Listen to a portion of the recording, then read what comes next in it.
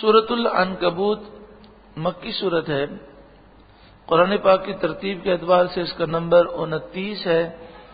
نزول کے اعتبار سے اس کا نمبر 85 ہے. اس میں 69 آیات ہیں اور 7 رکوع ہیں. بسم اللہ الرحمن الرحیم. اللہ کے نام سے شروع جو بہت ہی زیادہ مہربان نہایت رحم کرنے والا. الف لام میم. حروف مقطعات ہیں. اللہ ان کے معنی خوب جانتا ہے اور اللہ کی عطا سے اس کے محبوب جانتے ہیں. احسب الناس ان یترکوا ان یقولوا آمنا وهم لا یفتنون. کیا لوگ یہ سمجھتے ہیں کہ صرف اس بات پر وہ چھوڑ دیے جائیں گے کہ وہ ہم ایمان لائیں؟ یعنی لوگ یہ کہیں گے کہ ہم ایمان لائیں تو کیا اس بات پر وہ چھوڑ دیے جائیں گے اور ان کی آزمائش نہ کی جائے گی؟ بتایا جا رہا ہے کہ امتحانات ہوں گے، آزمائشیں آئیں گی. جنت کا حصول ایک مشکل امر ہے. دنیا کا ایک چھوٹا سا پلاٹ حاصل کرنا ہو تو بڑی مشقت کرنی پڑتی ہے، تو اتنی بڑی جنت کے لیے کوشش تو کرنی ہوگی. وَلَقَدْ فَتَنَّا الَّذِينَ مِن قَبْلِهِمْ. اور بے شک ہم نے ان سے پہلے لوگوں کو بھی آزمایا. فَلَيَعْلَمَنَّ اللَّهُ الَّذِينَ صَدَقُوا وَلَيَعْلَمَنَّ الْكَاذِبِينَ. تو ضرور اللہ سچوں کو بھی دیکھے گا اور ضرور جھوٹوں کو بھی دیکھے گا. ام حسب الذین یعملون السیئات ان یسبقونا. جو لوگ گناہ کرتے ہیں کیا وہ یہ سمجھتے ہیں کہ وہ ہماری گرفت سے بچ جائیں گے؟ کیا وہ ہماری پکڑ سے بچ سکیں گے؟ ساء ما یحکمون.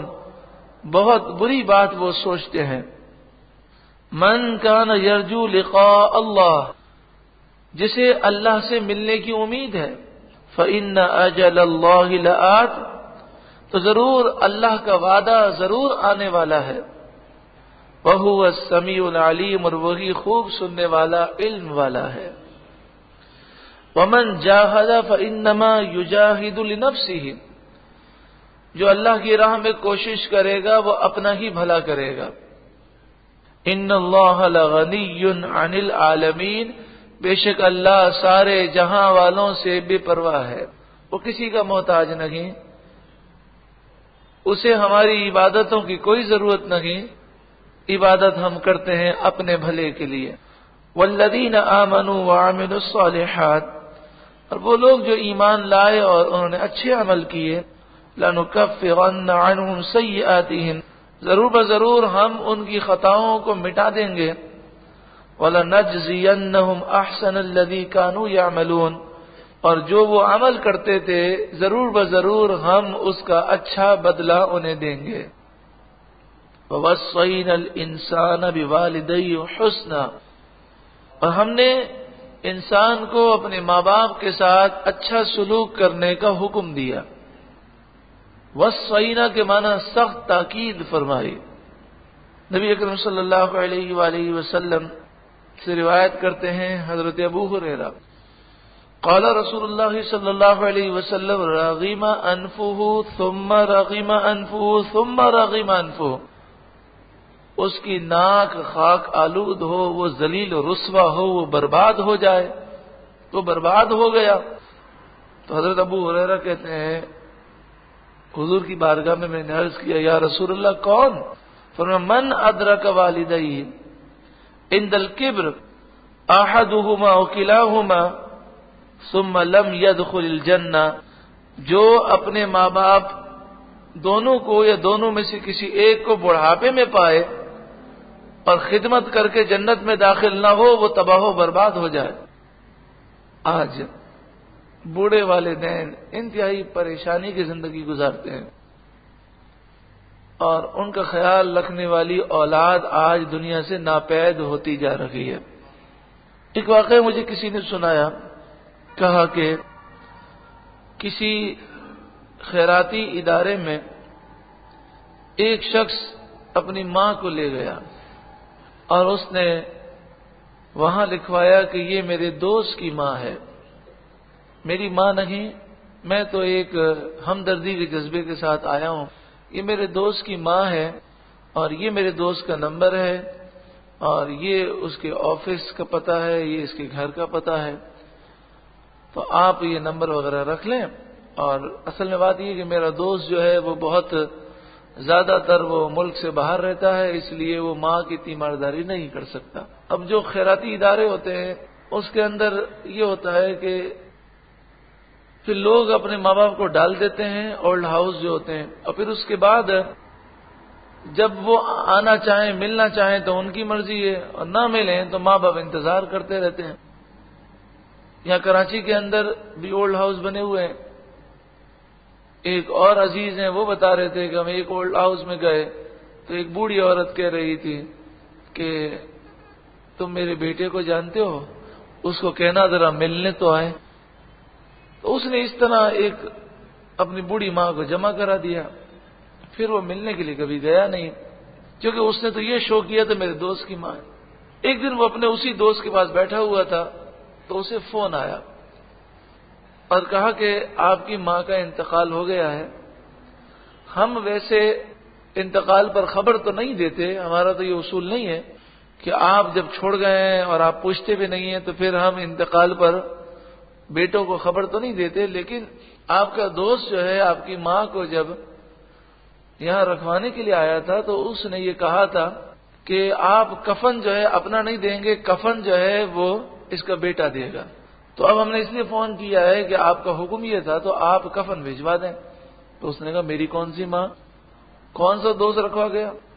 تو اس نے اس کا نام بتایا، تو کہا یہ تو یہاں بیٹھا ہوا ہے، اس سے بات کرو۔ اس کو فون دیا، اس سے بات سنی، تو کہا اچھا پھر ہم آپ کو فون کرتے ہیں، اور رکھ دیا۔ اس نے کہا کہ بھئی یہ کیا معاملہ ہے؟ تو اس نے کہا بات یہ ہے کہ میں اپنی ماں سے محبت تو کرتا تھا لیکن بیوی بچوں کے سامنے بے بس ہو گیا، تو میں نے جا کر اپنی ماں اولڈ ہاؤس میں رکھوا دی، اور پھر میں نے سوچا کہ اس طرح میں نے ایک جو ہے کہانی بنا لی اور تجھے جو ہے یہ کہا کہ یہ اس کا بیٹا ہے۔ تو اس کا جواب کیا تھا؟ اس کی آنکھوں میں آنسو آ گئے، اور اس کا دوست کہنے لگا ارے بدبخت، تو نے ایسی حرکت کی، اگر تجھے اس کو میری ماں ہی بنانا تھا تو مجھے بتا تو دیتا، میں اسے اپنے گھر لے آتا، کہ تو نے اگر جب یہ کہہ دیا کہ یہ فلاں اس کا بیٹا ہے تو میں اس الفاظ کا بھی لحاظ کرتا اور میں اس عورت کو اپنے گھر لے آتا، اسے اپنی ماں بنا لیتا۔ تو نے ایسا ظلم کیا، کم از کم بتا تو دیتا مجھے۔ تو یہ حال ہے اس معاشرے کا، اور ہم جو اس معاشرے میں دیکھ رہے ہیں تو پھر اولاد کون سی فرمانبردار ہوگی؟ جس بیوی بچوں کی خاطر انسان اپنے ماں باپ کو ٹھکرا رہا ہے، یہ بیوی بچے اس کے کام آنے والے نہیں ہیں، وہ ایک نہ ایک دن اسے ذلیل کریں گے۔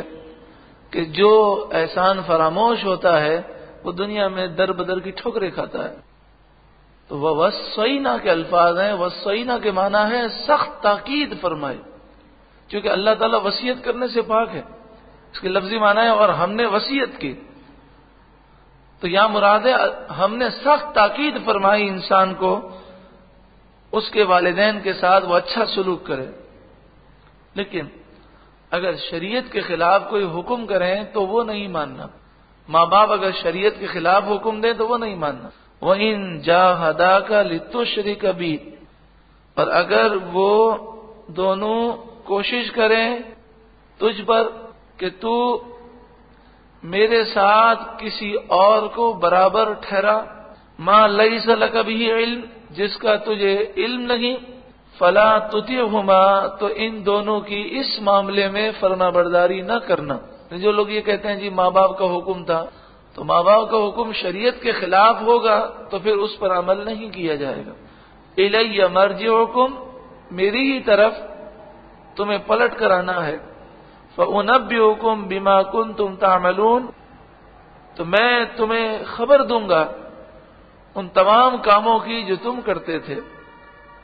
وَالَّذِينَ آمَنُوا وَعَمِلُوا الصَّالِحَاتِ، اور وہ لوگ جو ایمان لائے اور انہوں نے اچھے عمل کیے، لَنُدْخِلَنَّهُمْ فِي الصَّالِحِينَ، ضرور بضرور ہم انہیں نیکوکاروں میں داخل فرمائیں گے۔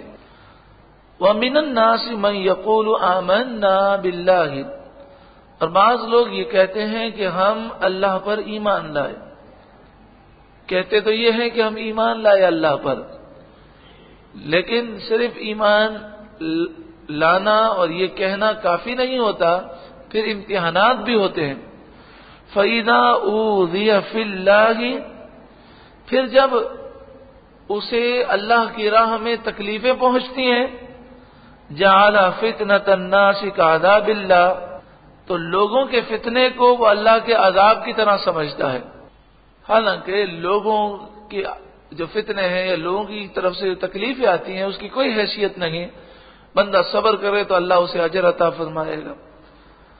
وَلَئِن جَاءَ نَصْرٌ مِّن رَّبِّكَ، اور اگر تمہارے رب کے پاس سے مدد آئے، لَيَقُولُنَّ إِنَّا كُنَّا مَعَكُمْ، تو ضرور بضرور وہ منافقین کہتے ہیں کہ اے مسلمانوں بے شک ہم تمہارے ساتھ ہیں، لہذا تم مال غنیمت سے ہمیں حصہ دو، اور اگر مصیبت آ جائے تو وہ بھاگتے ہیں۔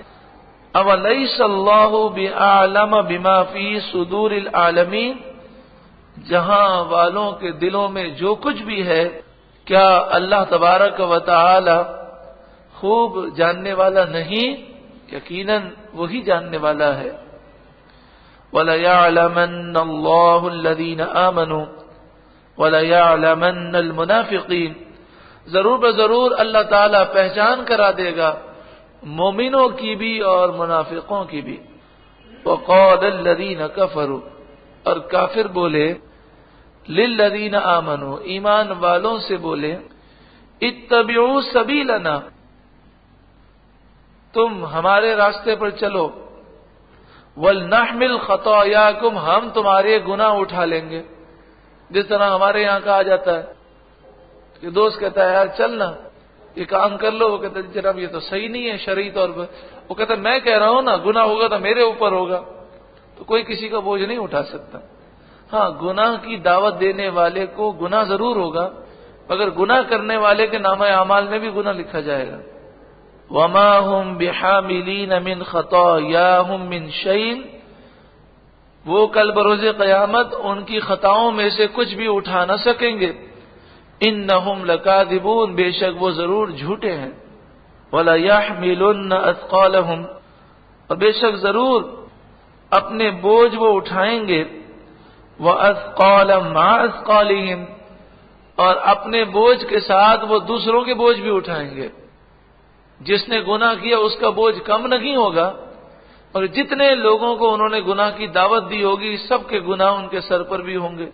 وَلَا يُسْأَلُنَّ يَوْمَ الْقِيَامَةِ عَمَّا كَانُوا يَفْتَرُونَ، اور ضرور بضرور جو کچھ انہوں نے جھوٹی باتیں کہی ہیں ان کے بارے میں کل بروز قیامت ان سے ضرور بضرور پوچھا جائے گا۔